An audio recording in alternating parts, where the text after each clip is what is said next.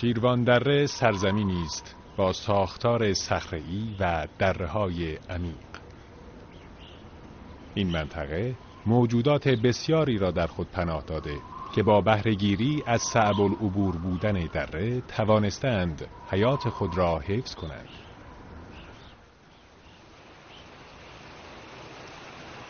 هر جا زندگی جاری است، ردی از آب جریان دارد. شیروانچال رودی است در قعر این دره.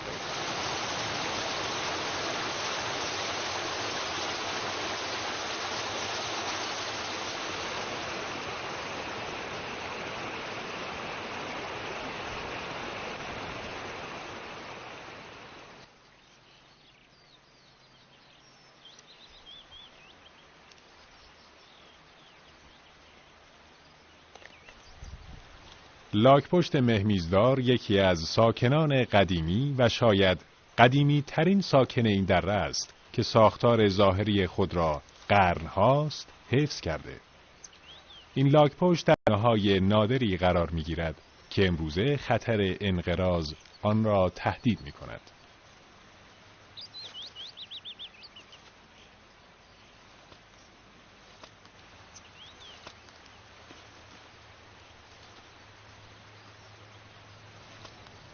در چرخه حیاتی و زنجیره غذایی این دره، گیاهان نقش اساسی دارند. در این منطقه بیش از 100 گونه گیاهی شناسایی شده وجود دارد. البته امروزه گونه‌های غالب گیاهی نظیر گون، بابونه، فرپیون، شقایق و آلاله صحرایی رشد بیشتری یافته و منطقه وسیع‌تری را به خود اختصاص دادند.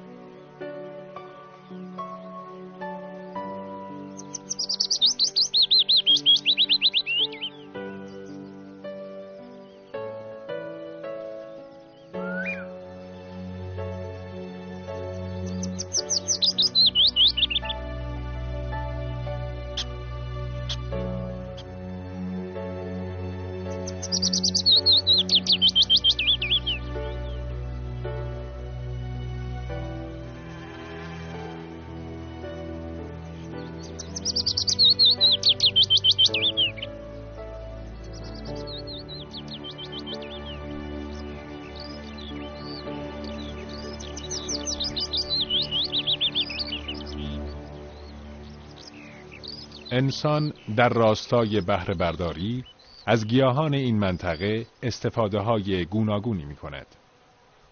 اما شاید طبیعی ترین نوع استفاده پرورش زنبور عسل باشد. زنبورداران بسیاری در فصل گرم به این منطقه می‌آیند. عسل سبلان شهرتش را مدیون گل‌های این منطقه است. شهرتی که آوازه آن از مرزهای ایران فراتر رفته است.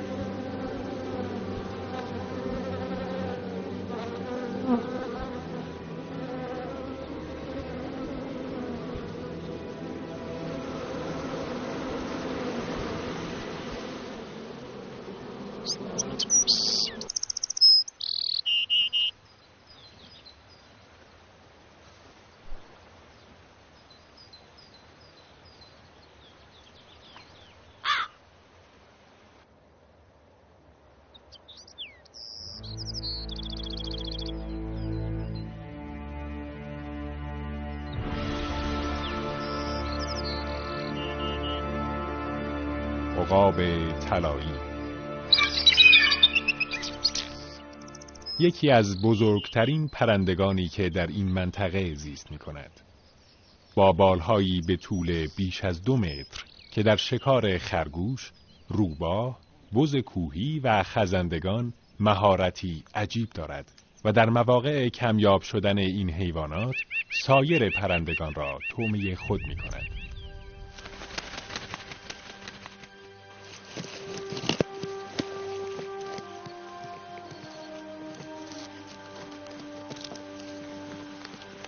اما ساکنان پیشین این دره،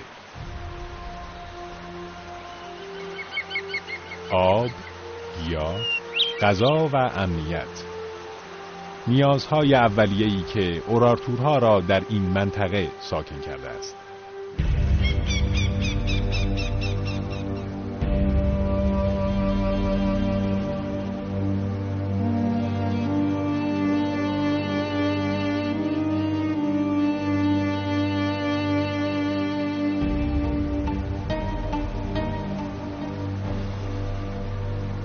این غارها که نوعی گوردخمه به نظر می رسد، در دل صخره‌ها کنده شدند و دارای اتاقک‌هایی هستند که جای تیشه‌ها در دیواره آنها کاملا مشخص است.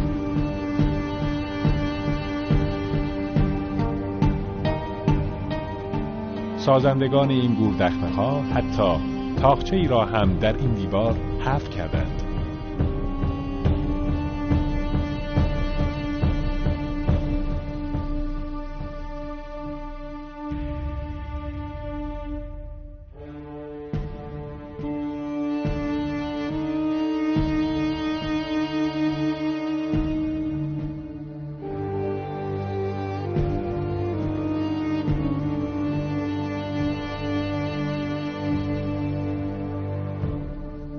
قرار گرفتن این غارها در کنار رودخانه‌ها امکان شکار حیوانات را آسانتر می کرده است.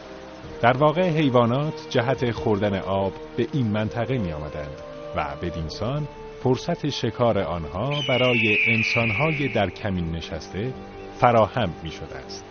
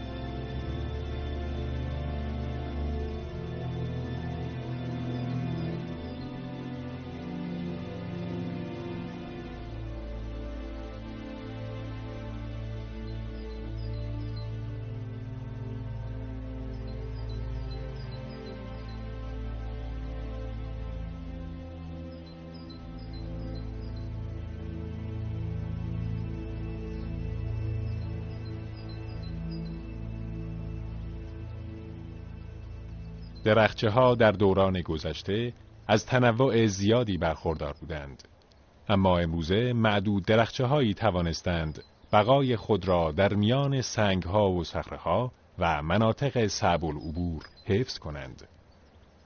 درختچه‌هایی نظیر آردوج یا سرو کوهی که عشایر منطقه به عنوان گیاه دارویی از آن استفاده می‌کنند. میوه این گیاه در درمان سرفه و درد سینه کاربرد دارد و گاهی برای دفع سنگ کلیه هم استفاده می شود.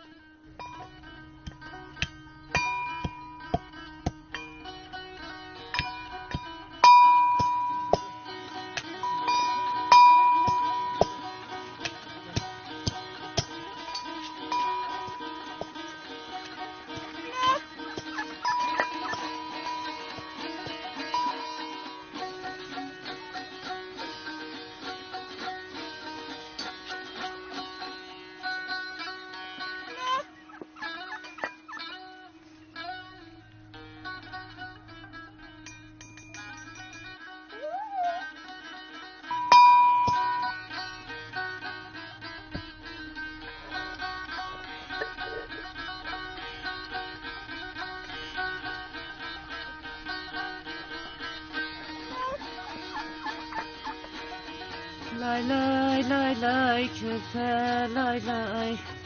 Lay lay dedim yetersen. Kızıl güle batarsan. Kızıl gülün içinde sen bir yuku kaparsan. Lay lay lay uva kurban, anam da uva kurban. Lay kürfe lay lay.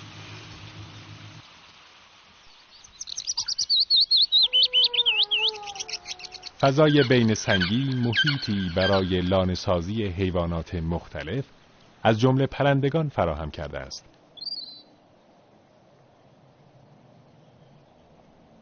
الیکای صخره‌ای پرنده‌ای است که در بهار تخم گذاری می‌کند و 2 هفته چشم انتظار بیرون آمدن جوجه‌هایش می‌ماند. اما در این بین آنها را باید از خطرات بسیاری محافظت کند.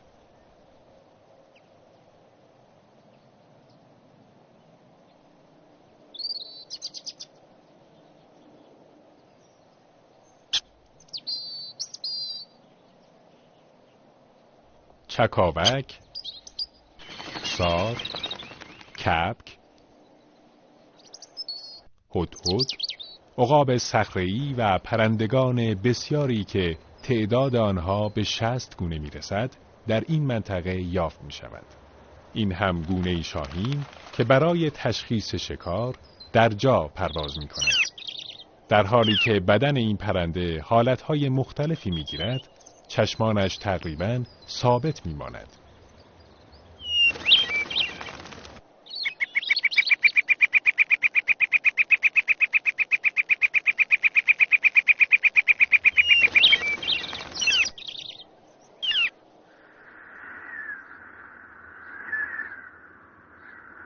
برخلاف اکثر پرندگان، عقاب‌ها در بادهای سخت استحکام بیشتری در پرواز می‌یابند. آنها جریان‌های باد را خوب تشخیص داده و با کمترین انرژی بیشترین اوج را سوار بر امواج می‌گیرند. آنها توانایی دید یک خرگوش از فاصله 2 کیلومتری را دارند. در واقع این پرندگان صید را انتخاب و به یک باره به سرعت خود افزوده و شکار را در دام خود می‌اندازند. سرعتی نزدیک به 320 کیلومتر در ساعت.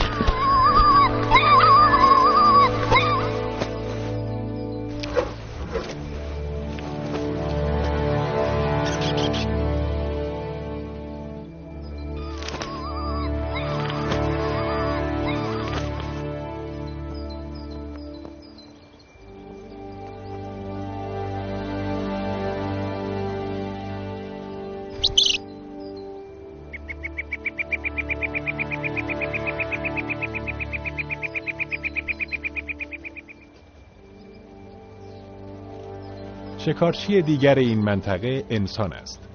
عشایر که در فصول گرم سال به ییلاق مشغولند، به شکار نیز می‌پردازند و گهگاه چرخه حیات منطقه را با چالش‌های اساسی روبرو می‌کنند. روزگاری گله‌های بزرگ کل و بز کوهی به وفور در شیروان زیست می‌کردند، اما امروزه اثری از آنها نمی‌توان یافت.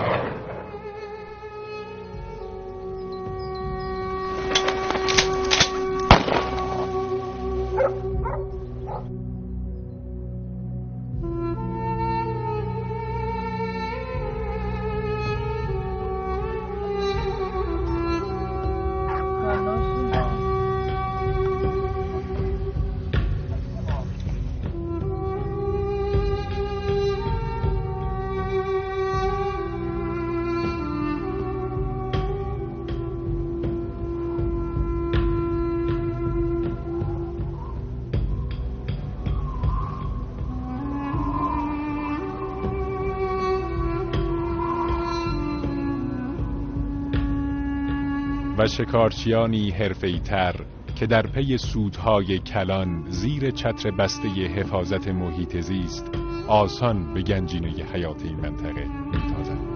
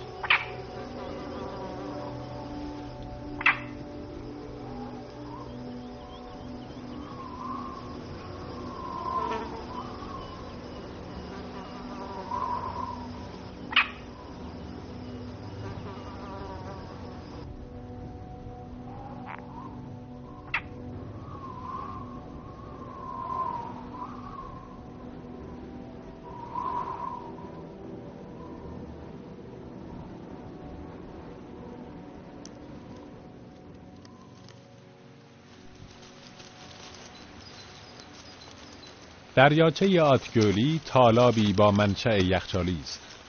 این دریاچه یکی از مناطق زیبای شیروان و زیستگاه مارهای آبی است.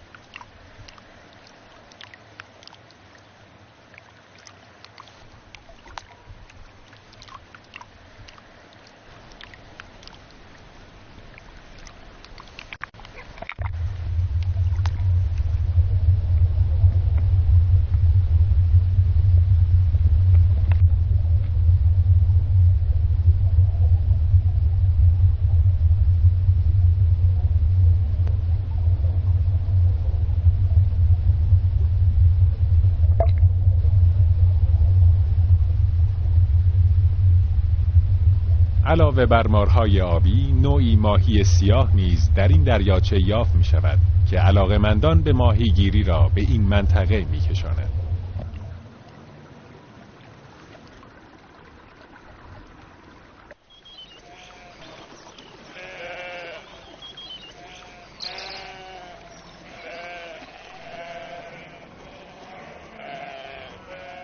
با فرارسیدن سرما، عشایر منطقه را ترک می کنند و بدینسان فرصتی فراهم می شود تا دره در میان برف و سرمای فراروی زمستان دمی را فارغ از تعرض آدمی بیاساید.